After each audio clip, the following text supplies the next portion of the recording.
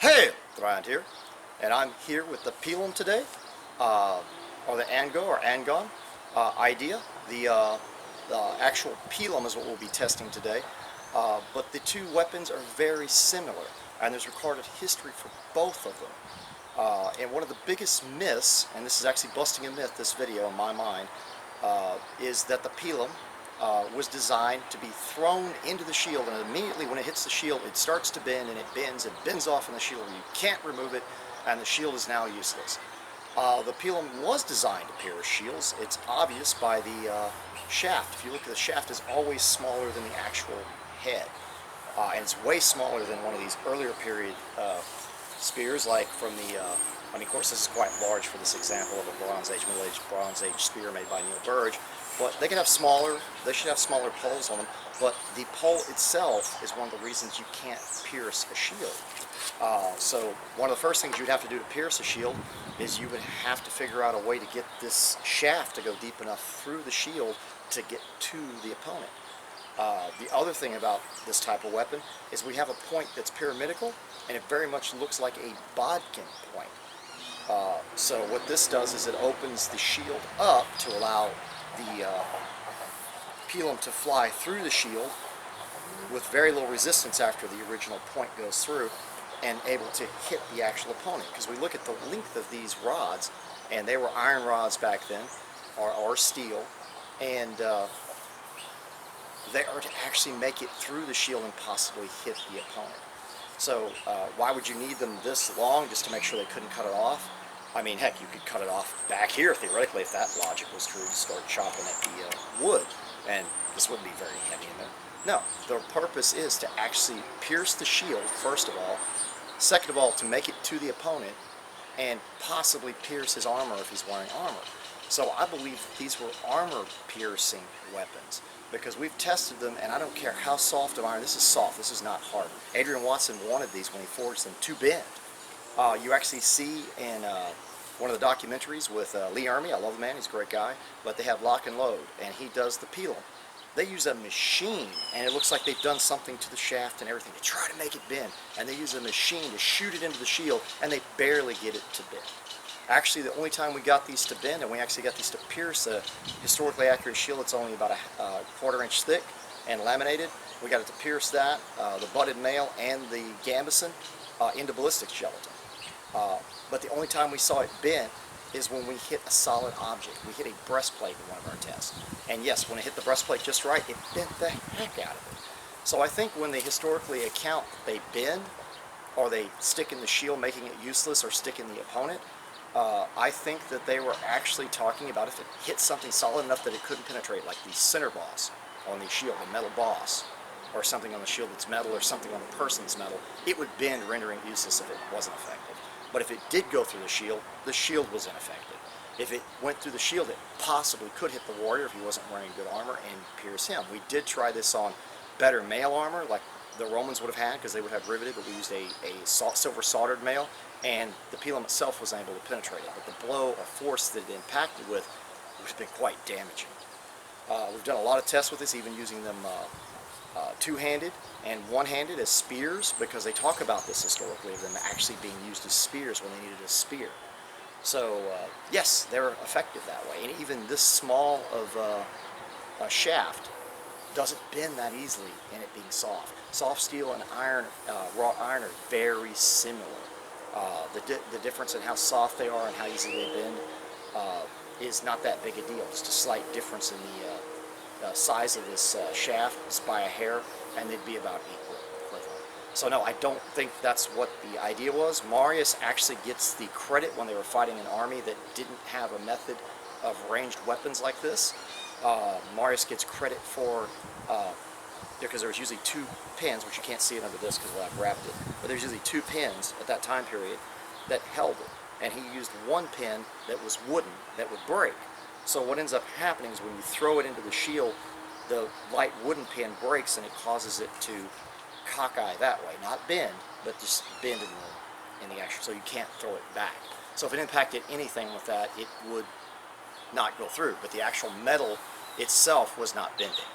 So that is one account. They do count the bending thing, but like I said, they said it bends or it does this, pretty much.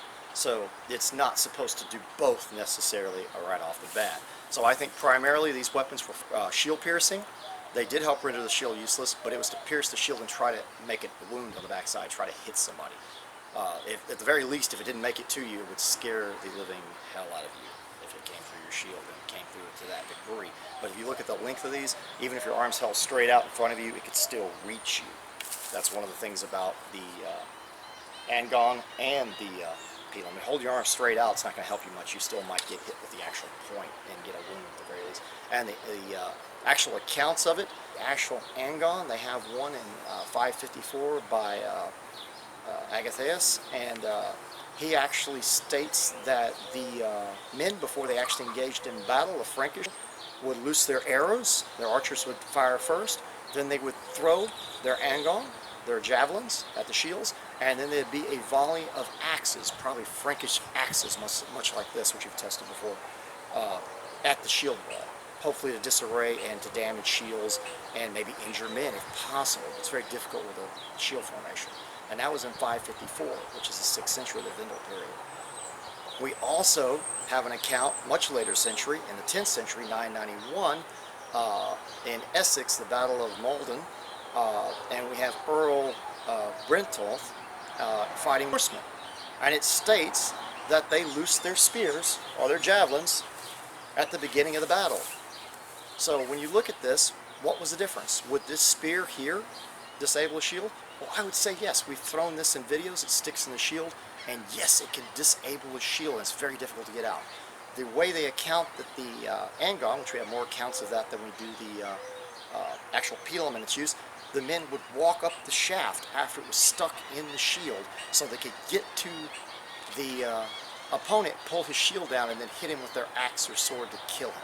So I think the Pilum was probably used much in the same way. I don't think the men would just instantly discard their shield. They'd be trying to figure out what to do. They'd probably have multiple Pilum or Angon in their shield, and if there was only one, yes, you could rush up on that guy, walk up the shaft of the Pilum. So I don't think the idea of bending is the main thing. Pull the shield down and then finish the man. Anyway, I hope you enjoyed the video and the video testing, and farewell. We're set up here. She's got her very tough ballistics jelly belly. The ballistics gelatin is the belly. As usual, we've done this in another test before. We had 14 gauge 3/8 inch rings butted mail in our first test that went very viral, and it had later century style gambesons behind it, which it pierced the gambesons easily, and that mail, which is very difficult to pierce even by arrows. We've done that before, and yes, very, very difficult. Most of the enemies of Rome, early Rome, the average people did not have good armor. Your levies, or just your fighters, your men that making up comprising shield walls and so on that'd be attacking, would have cloth. So we have 8 layers of coarsely tight woven linen, very coarse threaded. I'm going to put that over our ballistics gel. And we have our shield here that's 1/4 inch thick, and it's been laminated with 4 layers of tightly woven fine linen on front and back with milk glue. This should be very equal to what you'd probably encounter on the field back then for the planking that is this way. It is damaged, so we could hit the same spot, but hopefully we'll hit some fresh area, and we'll have a demonstration of these different spears.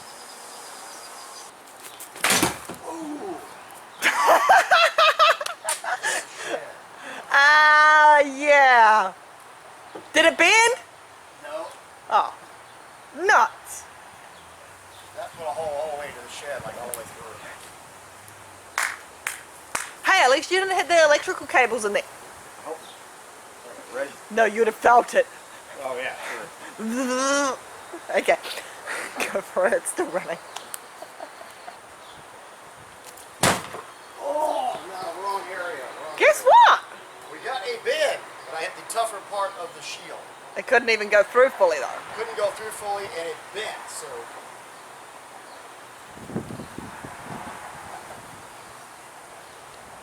As stated earlier, it only really bends when it has trouble piercing. Correct.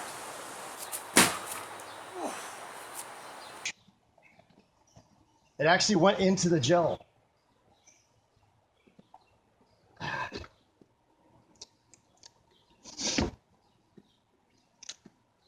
We hit a fresh area of the shield, pretty much.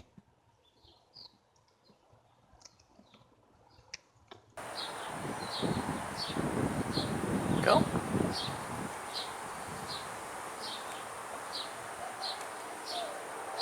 Good couple of inches. We went in about that far, the deepest. And if that would have been an Angon, it would have never came out.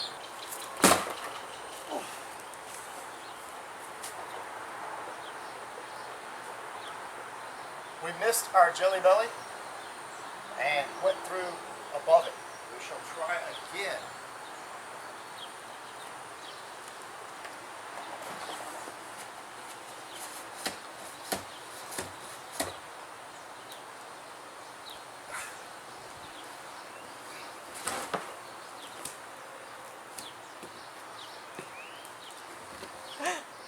And this is why they like these things.